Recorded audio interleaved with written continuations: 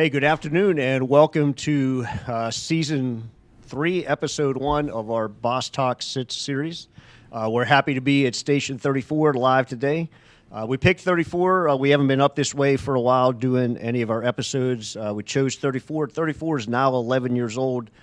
One of the things I always found interesting as my time rotating through here as a battalion chief is the folks have done a really good job of keeping this firehouse maintained very well. I know other firehouses are the same. I happened to be Battalion 5 when this opened, and 11 years later, you know, the place still looks great. So I appreciate all their efforts. I know they put a lot of work into making that happen. All right, so today we're going to talk about the role of the EMS Duty Officer and the Station Officer. We know the EMS duty officers, we hear them out there all the time. Sometimes some folks may not be clear about what they do, what their roles and responsibilities are. We chose to do this in a Boss Talk episode, kind of like what we did back with the float lieutenants. So we have 3 of our EMS duty officers here to talk EMS duty officer stuff with Captain Miller today. A couple housekeeping items. As always, if you're a certified chief officer and you would like to have COPDI credit, make sure you sign in and out with your fire service ID. Also, we ask, as in previous episodes, if you are watching from a firehouse or work location with multiple folks, please indicate what firehouse that is and the number of people watching. What else? And questions, right? So your questions can be emailed to me if you want to email. We prefer that you do it on the chat. I'm also on the chat for that in the YouTube, and we'll try to get them in as we go. We don't know the length of this. We do know that EMS is a big topic right now. We had a really good presentation a few weeks ago. We're going to have one coming up later in the month dealing with some downgrade stuff. It's just, right, it's the topic that everybody is interested in right now because of all the stuff going on with COVID and transports and hospitals and all of that. So I feel like we're going to have a really good program today and some good folks providing info. 2 things I want to talk about not related to EMS. We always try to talk about a couple current topics. Last couple of days we've had a couple significant fires in Montgomery County. One was on Garland, middle of the night. One was on Maple Avenue. If you followed yesterday, right, the tragic fire in the Bronx. So let's talk about Maple Avenue for a moment. Maple Avenue fire on the top floor. That person was trapped on the balcony. So the photo that you see where the plywood over those windows are, the person was trapped on the balcony. Our ladders do not reach that balcony. ECC did a good job. They were on the phone with the person. The other 2 occupants, a wife and a daughter, had self-evacuated. The husband was out on the balcony. They talked him into closing the sliding glass door. The door eventually failed. You can see the smoke stains, but about the time the door failed and fire started coming out, first arriving inch company was able to get a line in place, and they sheltered that guy in place on the balcony.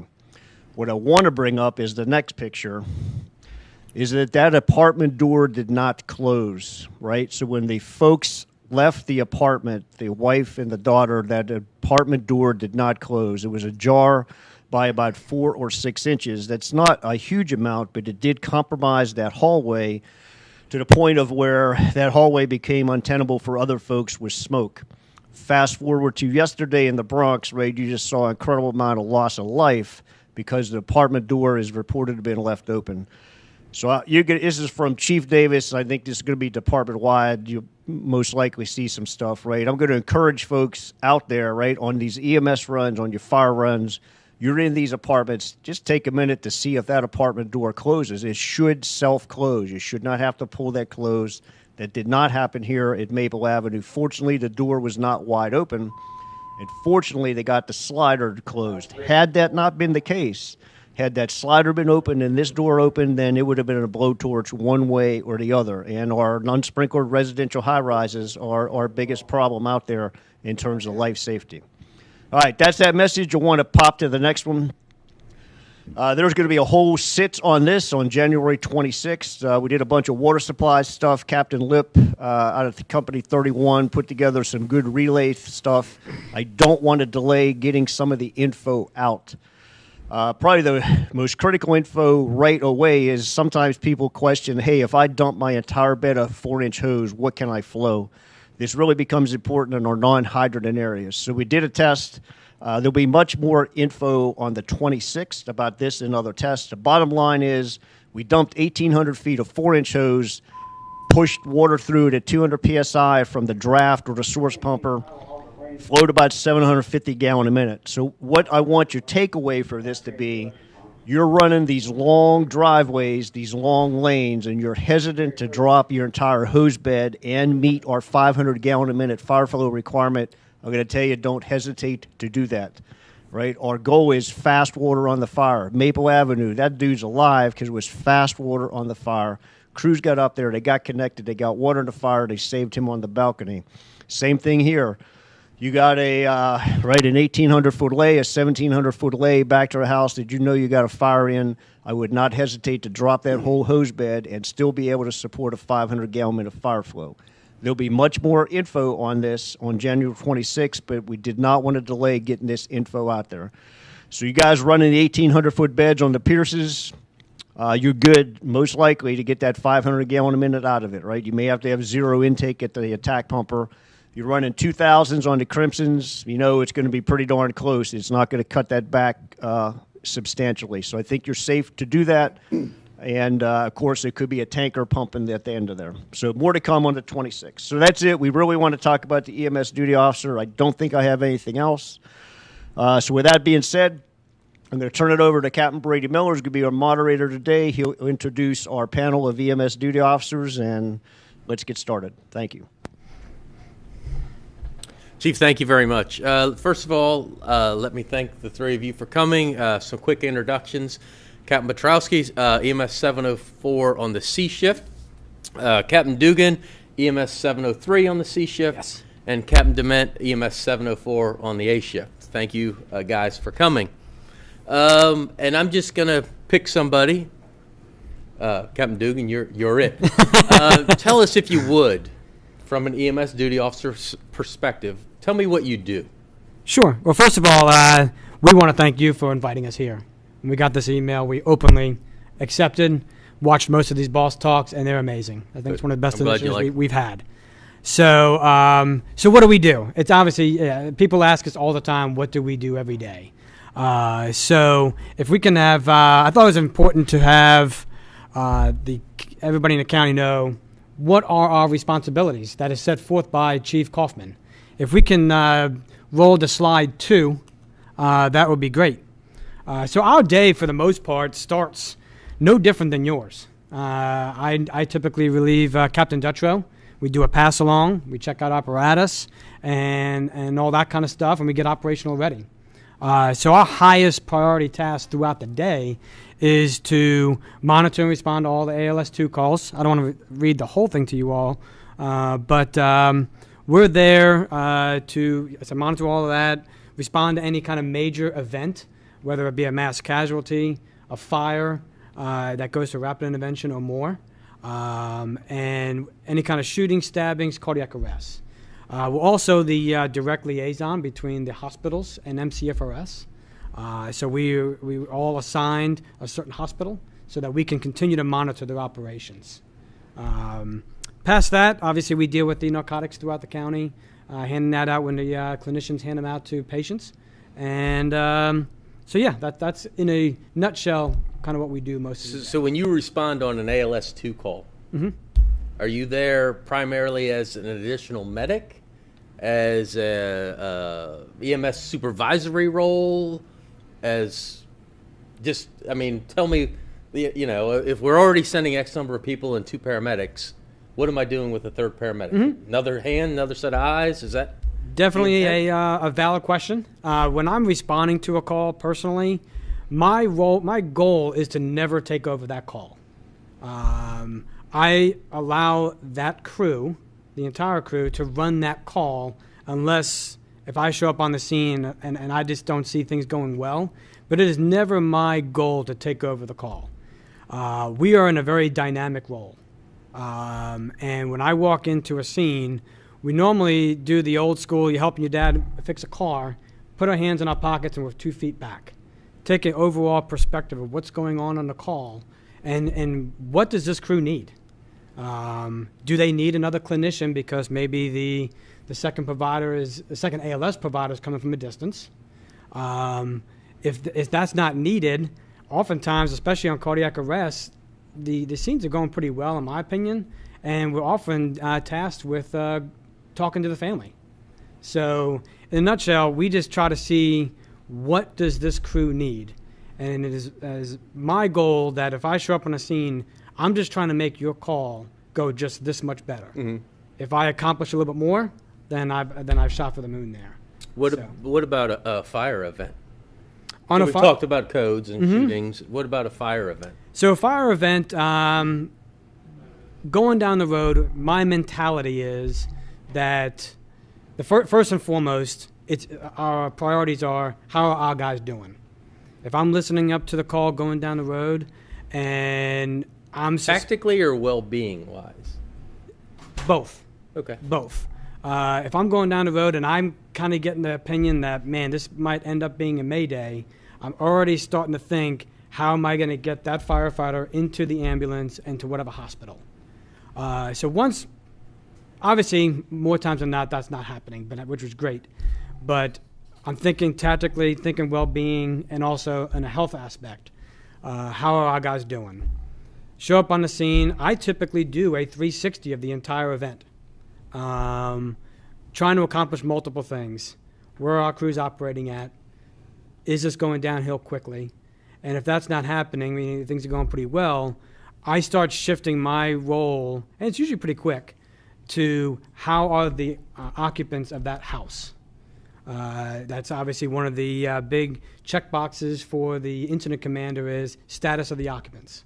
And I typically walk around the facility, whether it's an apartment complex or a single-family house, and you laugh, but it will be, I normally just say, who lives there?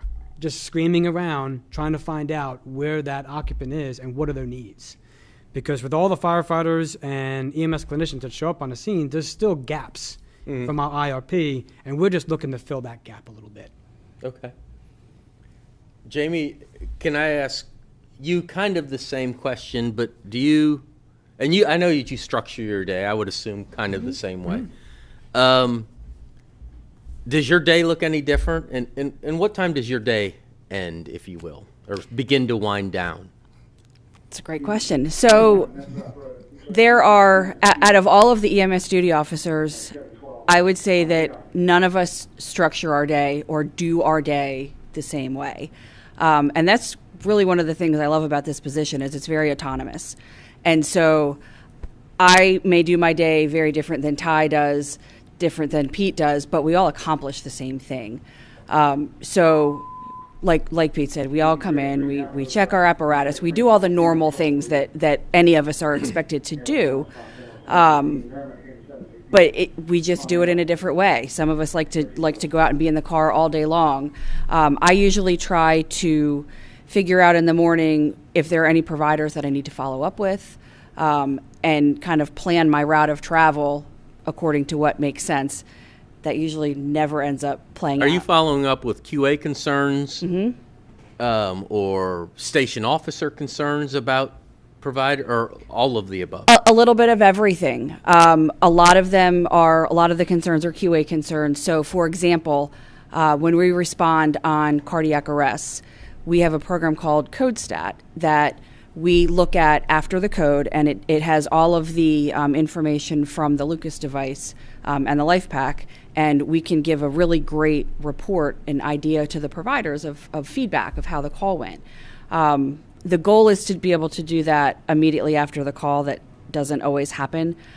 So I try to make a list of who I need to see the very next shift to talk that through so it's fresh in everybody's head.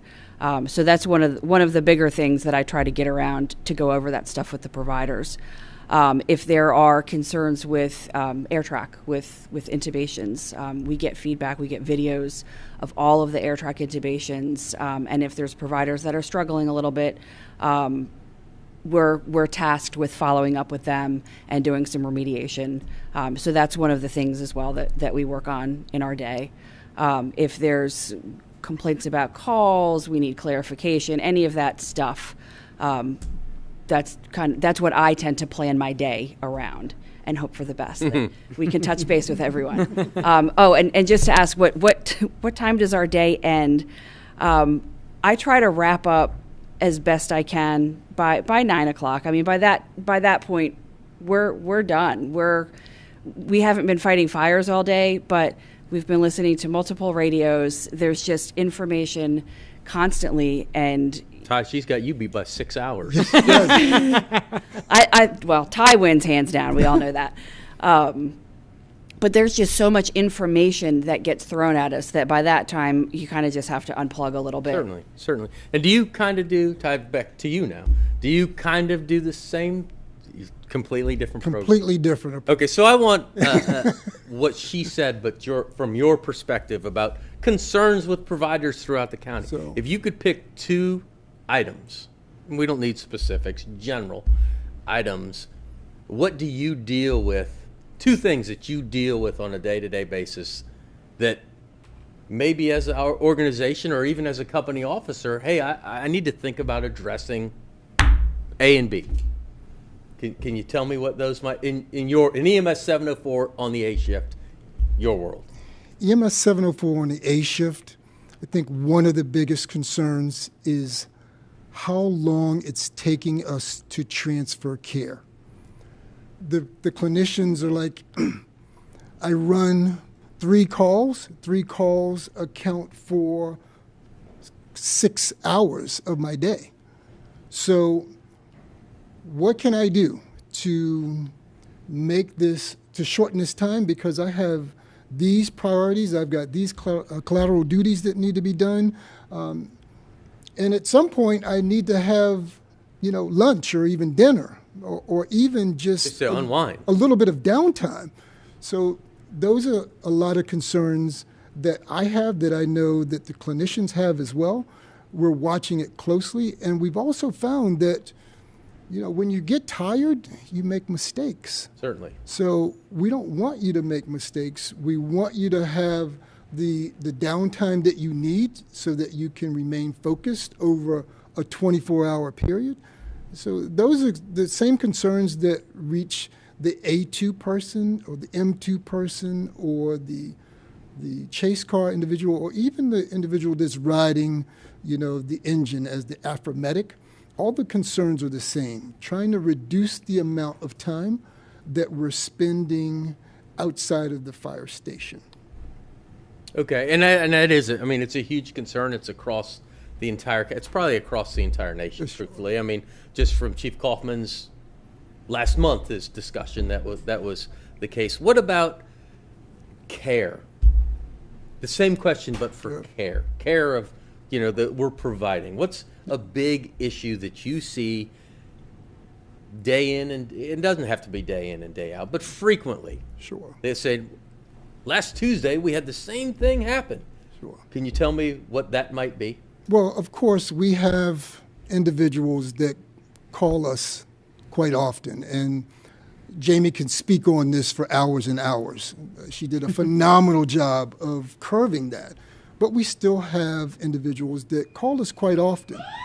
It does put a strain on the individuals who are constantly responding to the same individuals. I mean, like super users is what we're... Yeah, they're like I don't super know if that's users. the right terminology, but sometimes it's relevant.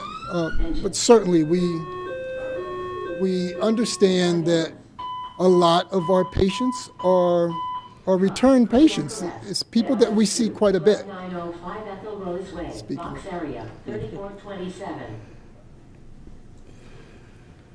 So with that said, a cardiac arrest call just goes out. That's one of our priority calls. That's what we pretty much pull out all the stops for.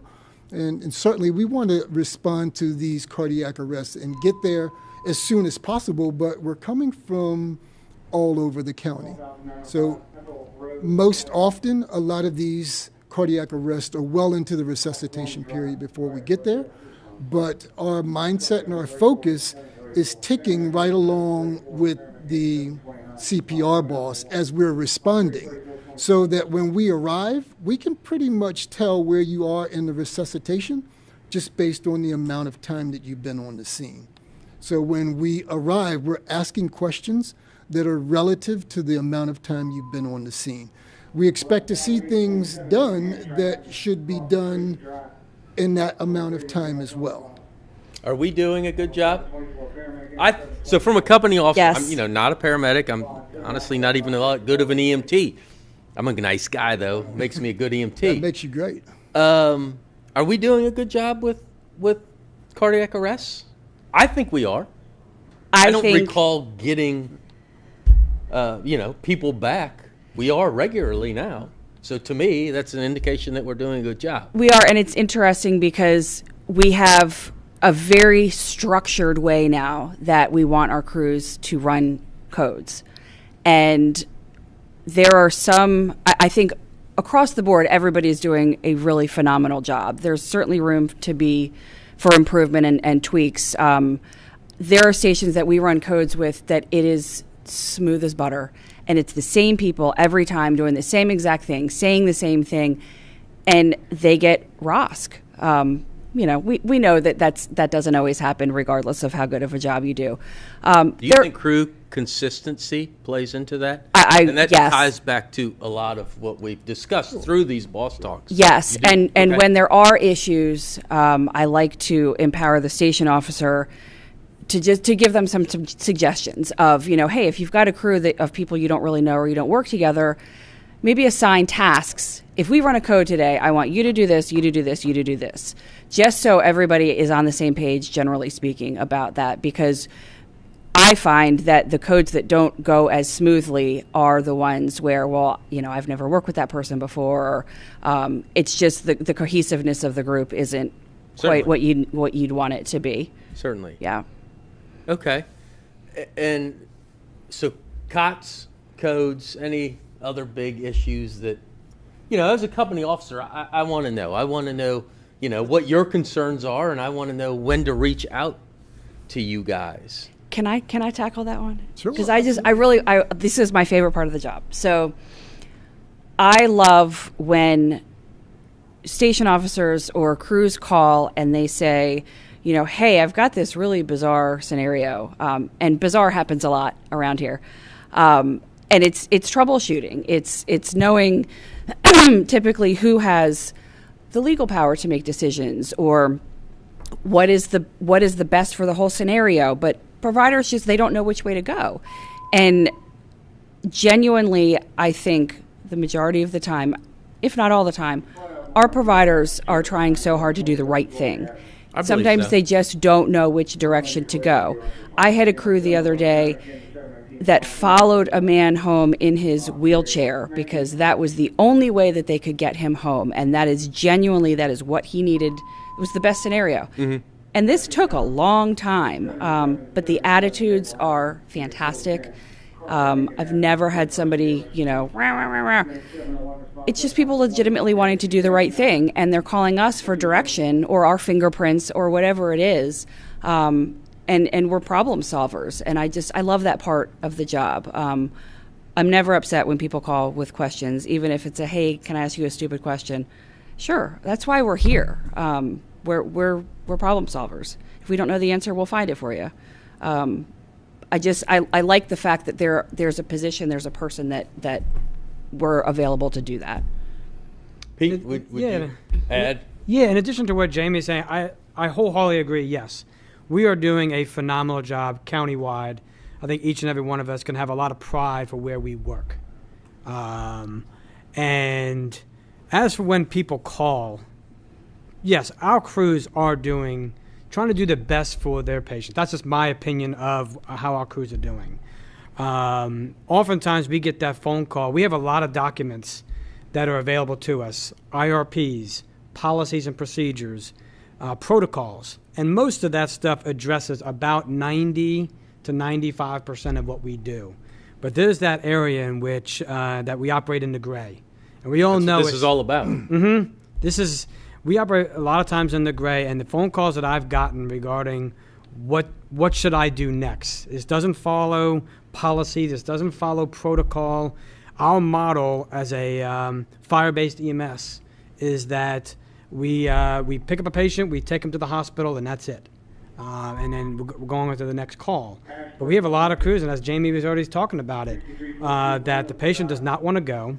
They've tried their hardest to get the patient to go because they truly know that this person is having chest pain. You name the call. They need to be at the hospital to be seen by a doctor, but that patient is being very stubborn and, nope, I just want to get home.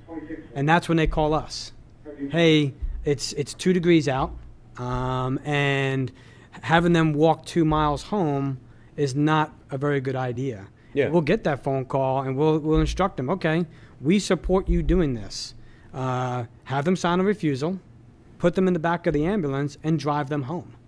Because in the end... Does that bother you that is coming from a provider where maybe in my world I would hope that direction would be coming from me?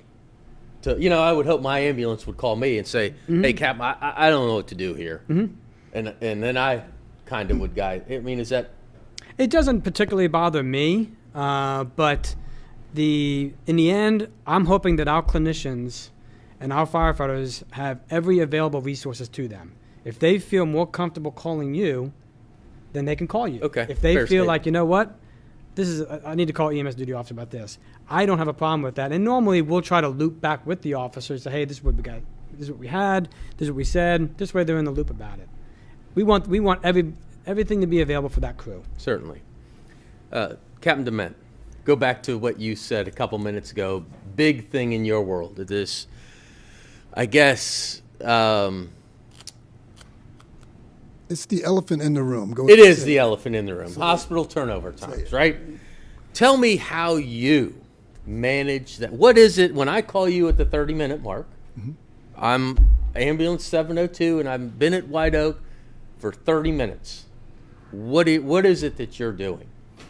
How do you make my situation better? The way that I make your situation better is I give you the time and attention that you deserve. So the first thing I'm going to ask you is, what is the priority of your patient? Is your patient ambulatory? Is your patient able to speak and share their signs and symptoms? Are they able to sit upright in a wheelchair? Kind of back to what Chief Kaufman was saying last. So these are some things that I need to know about your patient before I can say, okay, well, I can do this, this, or this. My next reaction is going to be to turn in the direction of the hospital that they're calling me from. I can always pick up the phone and call the charge nurse and have a conversation, but it's going to work a lot better if I'm doing a face-to-face with the charge nurse. So I think some of the expectation in the field might be that I don't know. Is that the expectation in the field? It may not be the expectation, but that's what I'm going to give you. If you call me at the 30-minute mark and you let me know that, hey, this is where I'm at, this is what's going on, I don't feel like they are moving at an acceptable pace. I've been here longer than other units have been here. Whatever the case is, if you share that with me, I'm going to give you the attention that your concern deserves. Most of the time, it's going to mean that I move in the direction of the hospital that you're at. I'd much rather have that conversation with the charge nurse face to face, because at that point we can say, what can we do? And like Jamie was talking earlier before we got into the live discussion, was that we have resources and we have relationships with folks that you don't see in the ED, but they're shot callers. They oversee the impact that the charge nurse is having. So we're reaching out to the administrators of the emergency departments to ensure that we are using all of the available resources that the ED has to offer to help move our patients. Do you think that's? Do you think it's effective? Sometimes it's 100% effective. Other times, and is it just approach, or is it truly who you know?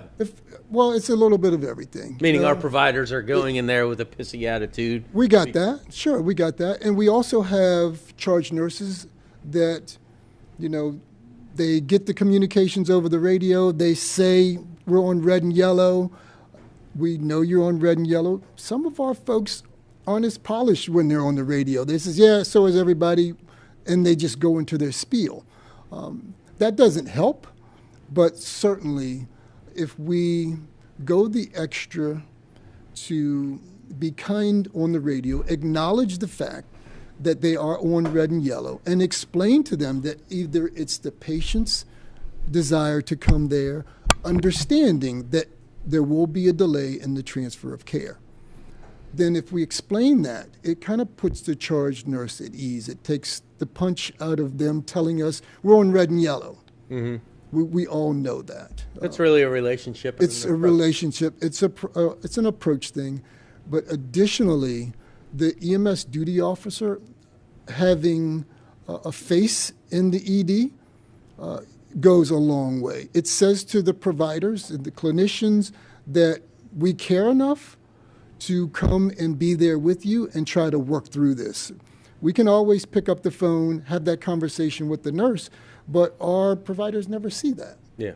So in many of their eyes, they often say, well, I didn't call you because you guys don't do anything, or it's nothing that you can do. There is something that we can do, and we do these things. And for me, I like to do them face-to-face because it shows not only the clinician that called, but the other clinicians as well, that we are engaged, we're in tune to what's going on, and their time is valuable to us, and we realize that there are so many other things that are built into our day that if we spend all of this additional time in the hospital, we're not going to accomplish those tasks. Yeah. I find, too, if I could add to that, that sometimes by talking to the charge nurse, you're able to get a little bit more information about, hey, why are there 2 beds open right there and they're not putting anybody in them? Well, because there's a protocol when you have a COVID patient in a room that there's a special cleaning process and it takes a long time and there's a waiting period. Three sides to every story. Yeah, but our providers don't know that. And so if we can give them some of the background of, hey, I know you're really in a bad spot, this is what's happening and this is what their plan is to move you, at least it gives them something, that they're just not endlessly waiting there. Certainly. Chief Davis, you have a question? We do. We have a couple, so I will give them to you, and then you kind of figure out how you want or when you want to squeeze them in, right? So, and they're not related to each other. So the first question comes from our combination system, right? So we have a ton of LFRD providers out there, right? We have, especially right now, right? We got surge units out there with LFRD staffing.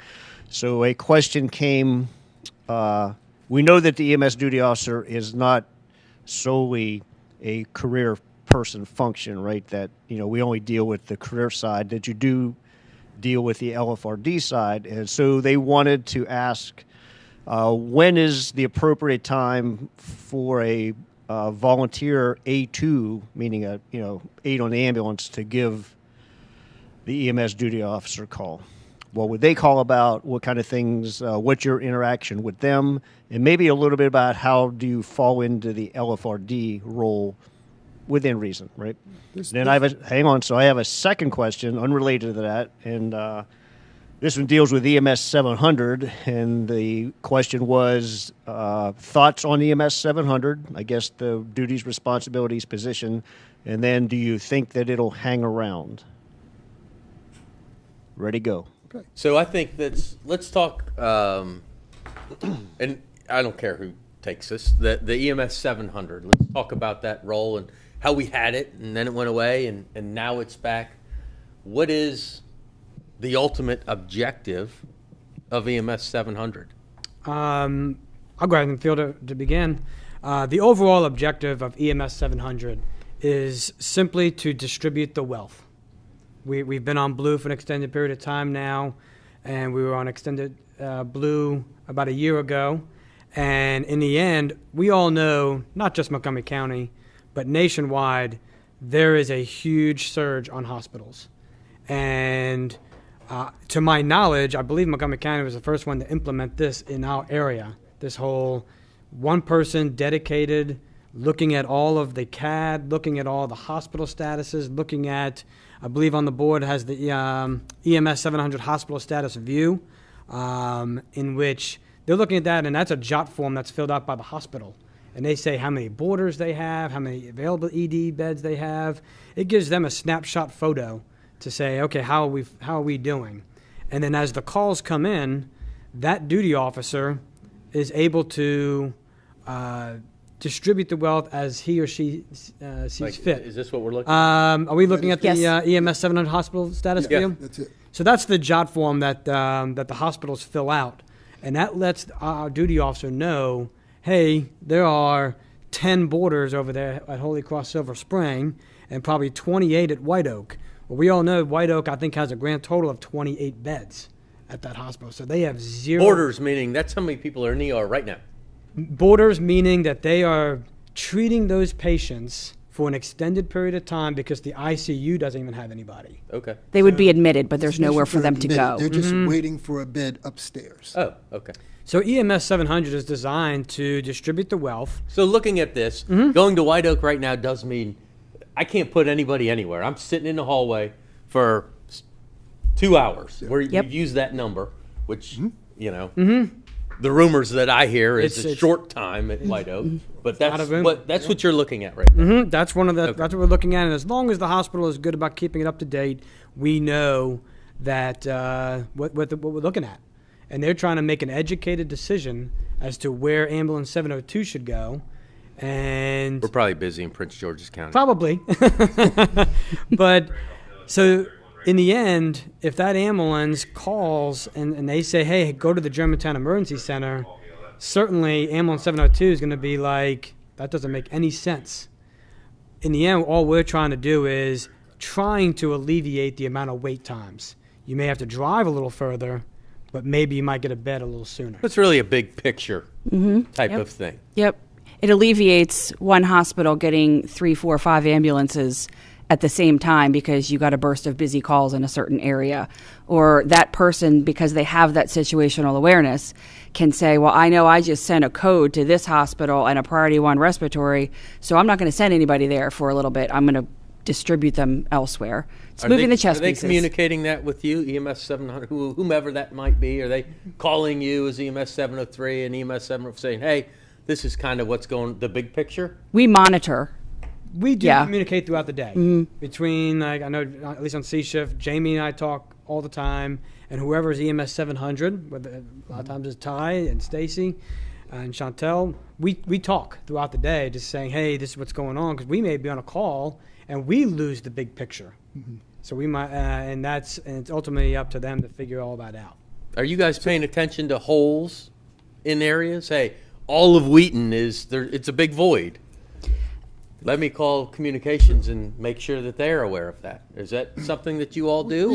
We see the pockets because we can see the units, not on this particular on the hospital transport status dashboard, we can actually see the unit. We can see how long they've been at the facility. We can also see what they went to the facility with. So the priority of the patient, what the patient's chief complaint is. So with that said, we can see that if I send a lower acuity patient to White Oak right now, they're just going to wait for a long time because they're higher priority patients. They're waiting for a bed. So you're going to wait even longer. So one of the things that EMS 700 is able to do is look at the status board, look at the times that the units have been there, look at the priority of the patients that are there, and then make a decision. Again, like Pete said, it may require that you go a little further, but your transfer of care time will be lessened, which means it makes you available a lot sooner, speaking of availability, these things only work if you status accordingly. You have to status your unit appropriately. Everybody knows that, hey, I'll just stay status hospital for, 10, 15 extra minutes. Pick up my Chick-fil-A then. I can pick up my Chick-fil-A, Yeah. Or I can have that necessary downtime that I just need. Unfortunately, status your unit and then go get your Chick-fil-A, status your unit and then have that downtime that you need, because it's so important for us to see exactly, because these are snapshots, they change excuse me, very quickly. So it's just important that you are upfront with the statusing of your unit. And as a little side note, too, what you're looking at right now is the hospital transport status dashboard. That's available to anybody in the county. Yeah. It's actually on the most common quick links.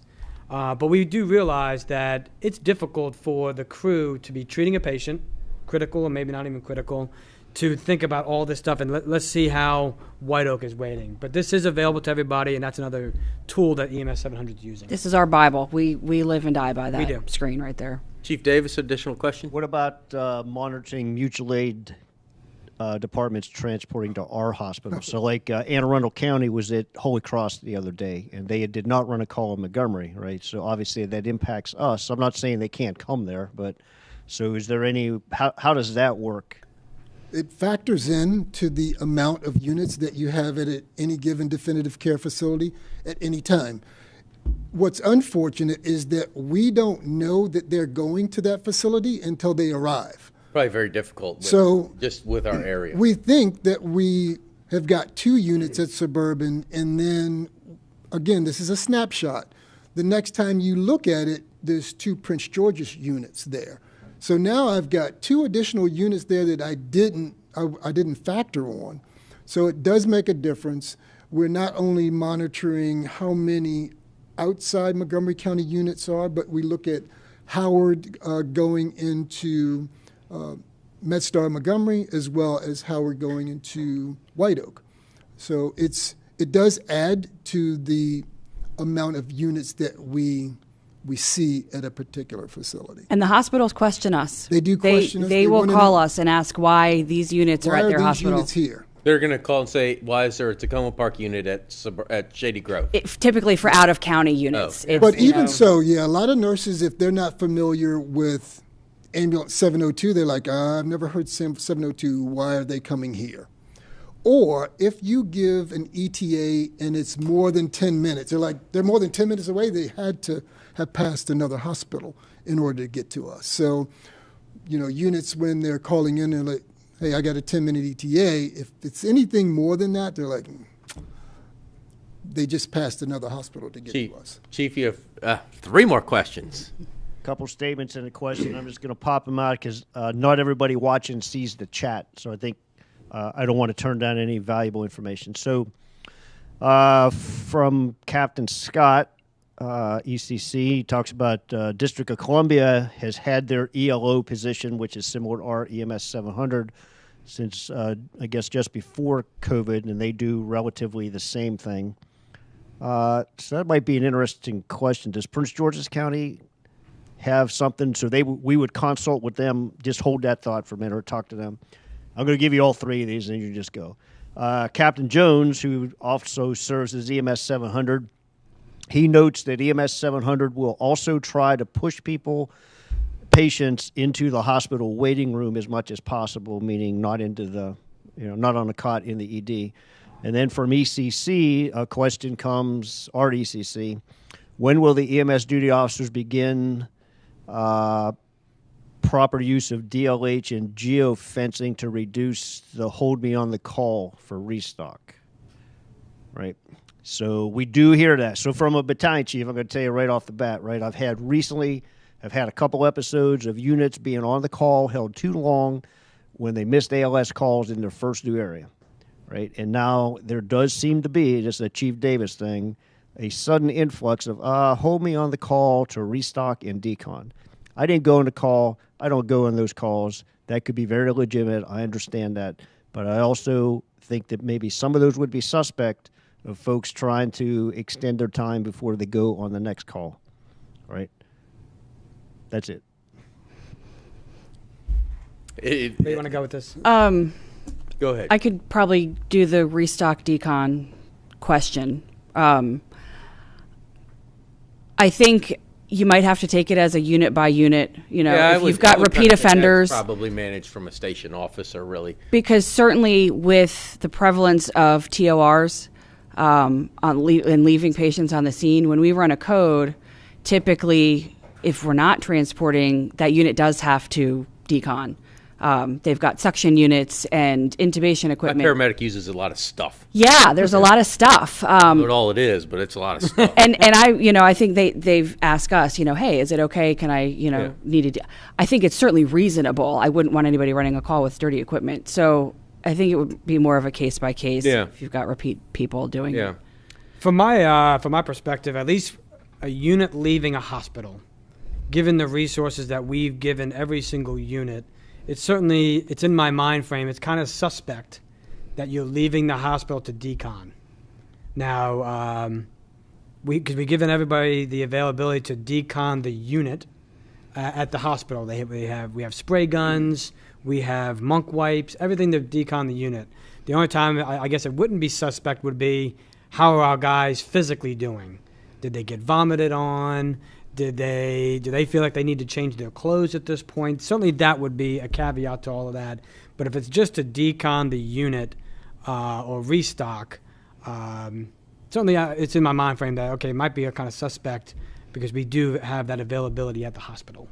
And that definitely needs to be addressed. At certain level, I would empower the station officer. And not that any one of us are not willing to deal with it, but when you only have 2 of us per day, it's hard to catch up on 40 some odd units. Certainly. So one of the things that I hear is units just trying to get the ALS clinician back to the engine. And I understand that is in fact what they're trying to do, but you still have to make yourself available. That ALS clinicians should have all 4 bags with them at all times when they upgrade. So if they're needed on another ALS call and you're the closest, then you should be chiming in on that particular call. Yeah. And I've heard that quite a bit. I mean, crews trying to get their paramedic back to the engine, and that is an important task. It really is. I have heard units pipe up on a call. Hey, we'll take that cardiac arrest. We have 32's medic. And so they are doing the right thing. Yeah. But certainly, yes, they need to be available for that call. And even for a BLS call. I mean, people are moving in that direction to get their ALS, I think, to get their ALS provider back. People are doing the right thing. Yeah, I think people legitimately are. As far as the directed triage, I think that's really something we wanted to make sure that we emphasize. So really with that, and I'm not going to, but I kind of want to wrap what Chief Kaufman said during the last Challenge in the Street episode that, and I don't recall if it was him or the doctors that were with him, said the world of EMS is changing, right? So how do we, you all, me, how do we incorporate that changing world of EMS into the service that we provide? Are we doing a good job of that? Are we doing a good job of directed triage, of alternative destinations? Are we? And what can I do as a company officer? How can Captain Miller change the service that's provided in Tacoma Park into that direction? Well, that's a really good question, because one of the things that's going to make alternative destinations a success is we got to go there. And we have to go there when we don't have a patient. We have to go there with the idea we're going to open up some lines of communication so that when we do need them, we're not going into a forest where we have no idea where we're going. Make that facility something that you're familiar with, so you're familiar with the people that work there, so you can share expectations. So they can say, well, these are the types of patients that we're comfortable managing. So that when you have opportunities to divert these very low acuity patients away from an emergency department, you already have that relationship established. It goes back years ago when we did, building inspections. And I know that, when there's a big fire, everybody in the station, everybody in the station goes by and looks at the fire. Everybody in the station should go by and look to see where that alternative destination is closest to their station. They're all over the place now. We're constantly trying to pull more in, but certainly working in Tacoma Park, you have one. We need to. But I don't know if I'm not going to lie. I don't know if my ambulance has ever taken anybody there.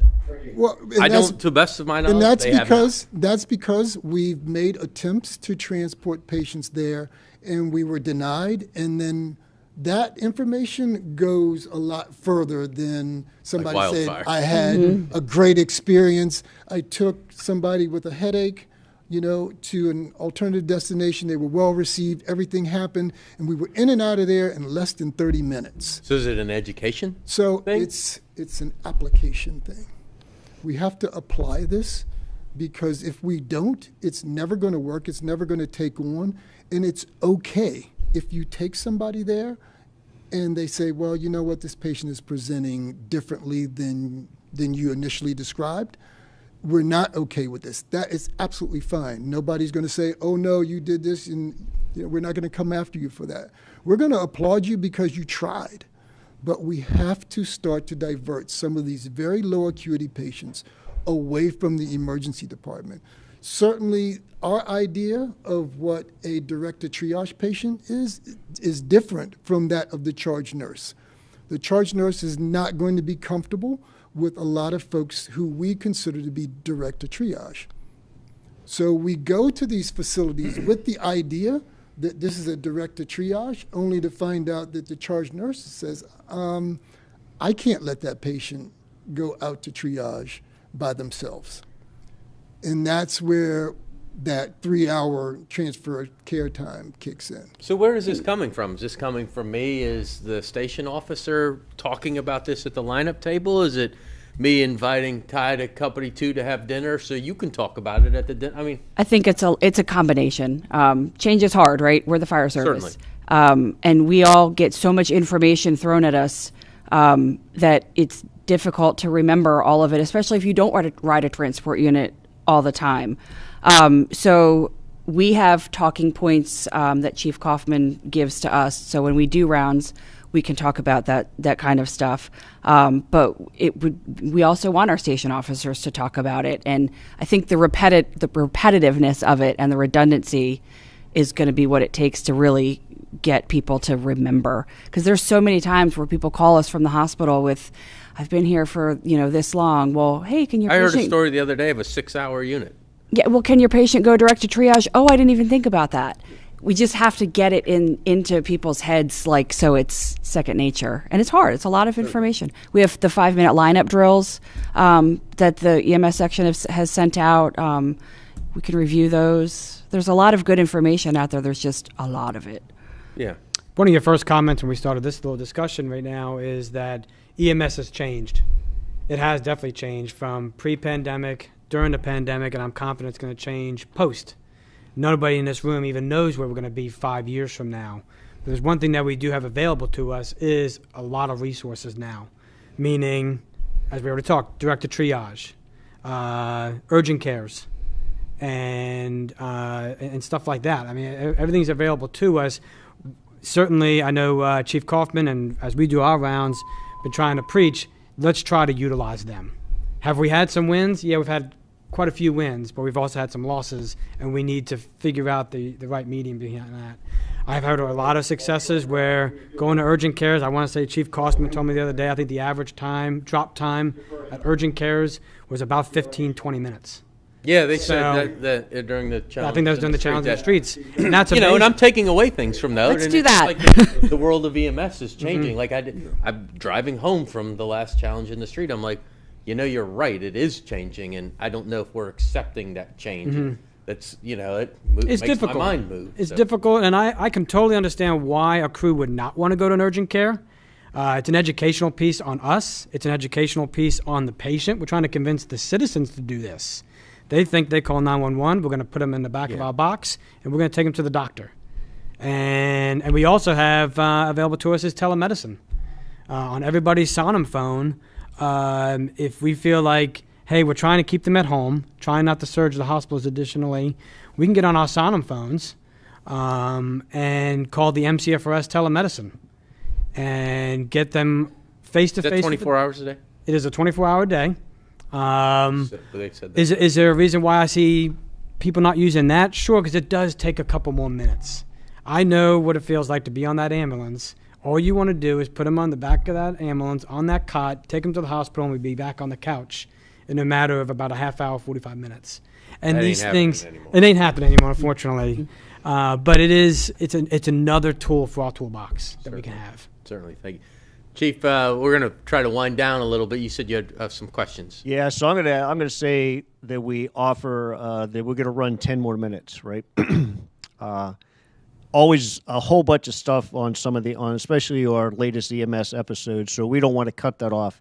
So those folks watching that might be on timeline, will run no more than 10 minutes over, so 14:10 would be the cutoff time.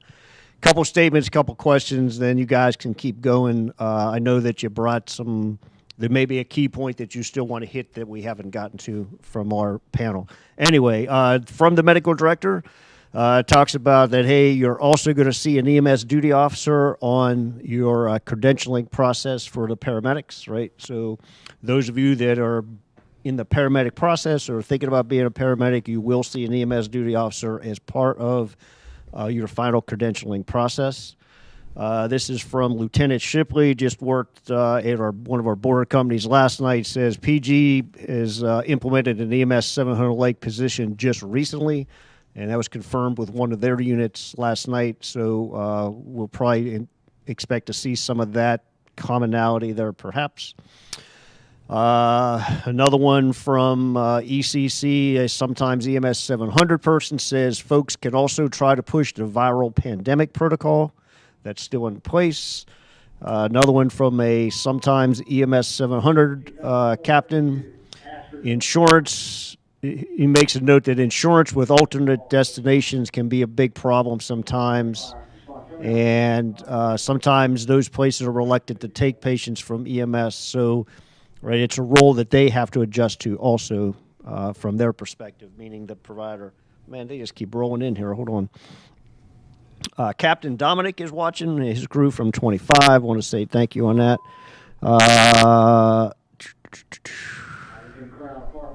EMS is from Dr. Stone again, then I'll let you go. EMS duty officers allow a surrogate presence of a medical director in the system, right? So kind of they speak for the medical director kind of during that time period. They helps the medical director address global medical concerns for QA stuff and help comply with the state QA requirements. That's all I got. Oh, and one more thing, Ray, you still got to answer the interaction with the LFRD A2 person. Why don't you do that first? I just put a little mark by that. We didn't really talk about the LFRD world. Obviously, there is no difference, right? A transport unit is a transport unit. Are we communicating? We are communicating actively with our LFRD. I don't remember exactly what the question was, but it was if they had a question, right? If an LFRD member had a question, do they? Right. So the A2 person on a LFRD surge unit right now, can they call the EMS duty officer? Absolutely. Of course. Mm-hmm. I agree. It's no different than anybody else. Right? Yeah. I agree wholeheartedly that there is no difference. Yeah. There's no career EMS duty officer. There's no volunteer EMS duty officer. We are the EMS duty officers, and whether you're career or volunteer, if you have a question, call. Yeah. It's no I would big deal. certainly hope that everybody. And we're working would know closely with them with resetting passwords and the 5-minute drills, and as lately the hospital transport status board. Access to that. So even the volunteers have access to that. They can use that as a resource for them when they're on calls as well as when they're around the station preparing for the next call. You can kind of look, even though it's a snapshot, a lot of things are pretty consistent. The ER doesn't change over as quickly as we do, so a lot of what you see is pretty consistent for a while when you look at it on the status board. But in addition to that, I wanted to just quickly speak on what I call EMS 800, and that's the Prince George's equivalent to EMS 700. And what that is we've now joined our I guess what we would say our goals to reduce, transition of care times. If you look at the status board and you You're see... smirking because I think you know that I want to beat you up over this, but I'm not going to. I guess. Are you going to expecting a close relationship with them to help manage some of that? You know, we just started this a couple of days ago. We opened the lines of communication. We shared Is it good? Contact numbers. It is good. It's working. And the whole idea is that we don't get any surprises. And not that we transport into Prince George's much at all, but they are looking at our facilities. It's a state. So, Suburban is their hospital just as much as it is ours. Certainly. However, we are asking for some communication when they're sending units into Montgomery County because it helps us manage our units better. In addition to, oftentimes when White Oak Medical Center calls, they said, well, we're just overwhelmed with units. There's 4 units waiting. We have no beds. The average wait time is going to be a few hours.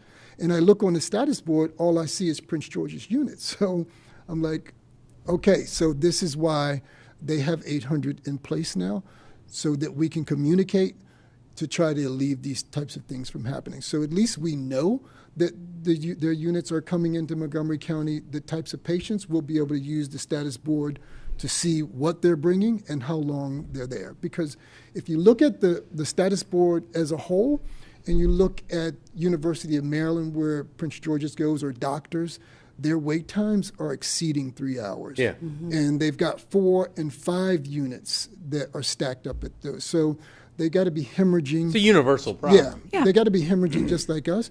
Eventually, they're going to look at Montgomery County hospitals as a way to reduce that to time. alleviate that. So we, in turn, have got to maintain that line of communication so that we're not overwhelmed by their influx of priority calls. So, Pete, you said something really in the beginning about communication and the way we communicate, and brought the whole phone, the Zella phone, the Siam phone. You want to talk about that a little bit?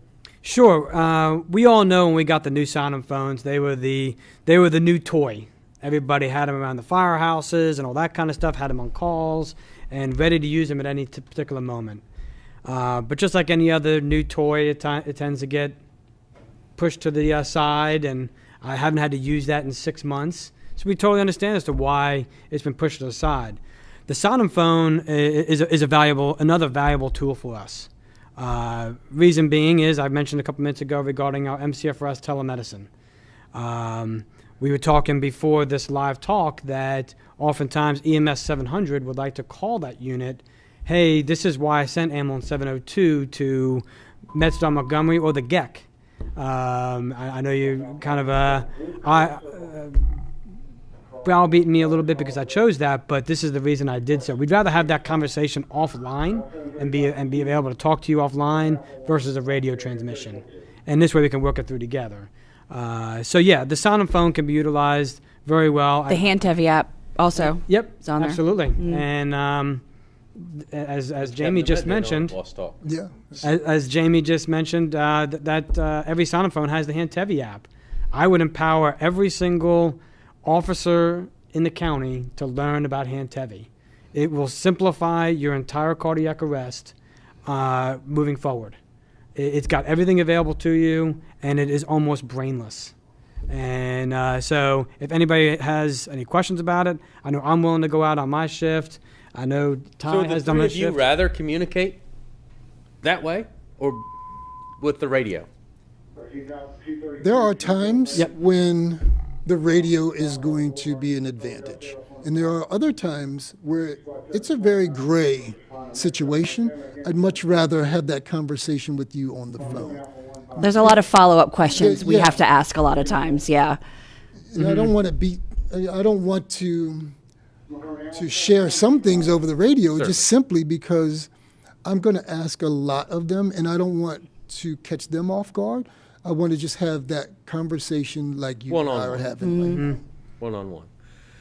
So it seems really, one more question. Go ahead, Chief. So it's kind of an important one. I do want to preface it by saying we intend to have an entire special episode of Boss Talk dealing with the downgrade process. All right. And that we hope to squeeze that in January. We're trying to work out those details right now. But I don't want to let this one slide. Whoever answers it, just kind of do a short and sweet as best you can, with understanding we have a whole episode discussing this. Hang on, I'm sorry. What is the EMS duty officer's process when a medic and a BLS provider don't agree with the downgrade decision and you, meaning the duty officer, are called to make the call? Okay. It's a good question. So I believe that in any situation where you have a combined assessment, where a BLS and an ALS assessment has taken place, in the EMEDS, there is a downgrade checklist. Within that checklist, there are parameters. There are things that if you have to check yes or no to, then it would indicate that it would not be a very good downgrade. If the BLS provider has that app open and he's going over that with the ALS clinician, it will be obvious that this would probably not be in the best interest of a downgrade just based on where we were checking boxes. It's very cut and dry, but at the end of the day, it should be a combined assessment, and we always have to have what's considered a timeout. And the timeout is where both individuals discuss what is going on with this patient, what their clinical decision-making entails. If it involves something that the BLS provider is uncomfortable with, then at that point, the ALS clinician should continue to render care. After that care is rendered, then it's up to the ALS clinician at that point to say, let's talk about how this call went. I don't feel like there was any ALS work to do, or I feel like I had to just go with you to appease you. I didn't do anything, the patient never changed, whatever the case is.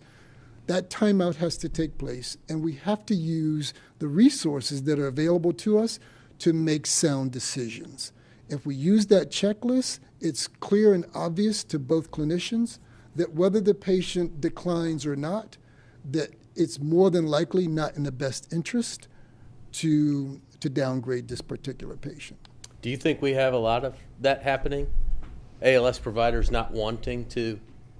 I don't see it. I don't. Overall, I would even BLS providers, not just straight up. Overall, I would say go. Yeah. Overall, I would say no. We don't have a countywide malicious downgrade. Yeah. I think the clinicians are trying to do a great job, and I certainly don't think there's a whole lot of arguments on the scene, and I hope there's never arguments on the scene. But in addition to what Ty was talking about, it's right in the protocol as well, that if there is a discrepancy between the BLS clinician and the ALS clinician, the final caveat is you make a consult to the hospital and let that doctor make that decision. Who's probably going to err on the grade. Most likely going to err on the side of, hey, look, I don't know what's going on there, so I would say ALS. Yeah. But I don't see that ever happening that much because I think we have a lot of good dialogue on the scenes of these calls. Yeah. And truly, I mean, if you start to put all these pieces together, whether it be the hospital wait times or running out of county or ALS to BLS, we're talking about communication, right? Mm-hmm.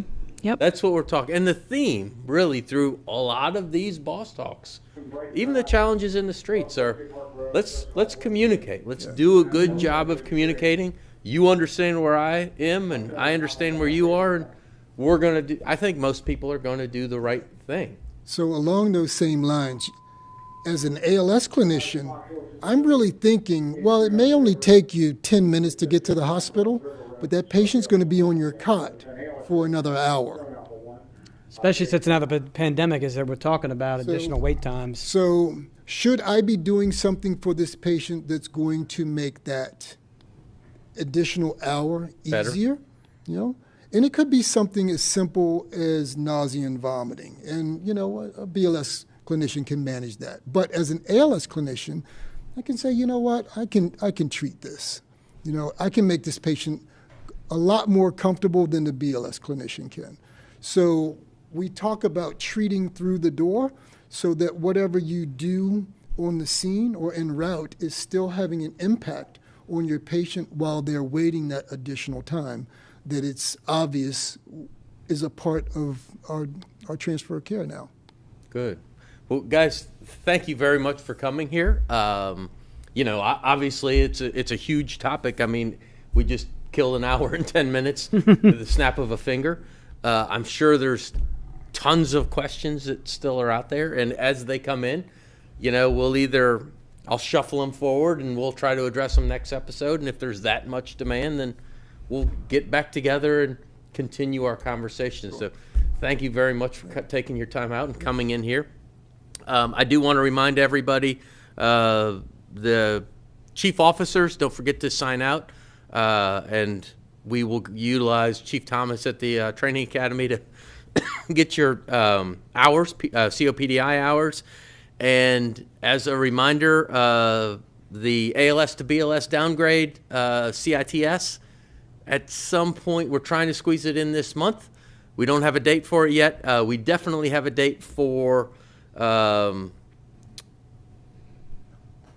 January 26th for the water supply operations coming to you from the Training Academy. And I believe, Chief Davis, you are hosting that, correct? You are doing that? I am with a couple other folks, talking about some of the findings we just did with some testing of our pumpers and hose. So that'll be January 26th, the end of this month, 1 o'clock from the Training Academy. So until then, thank you again for tuning in.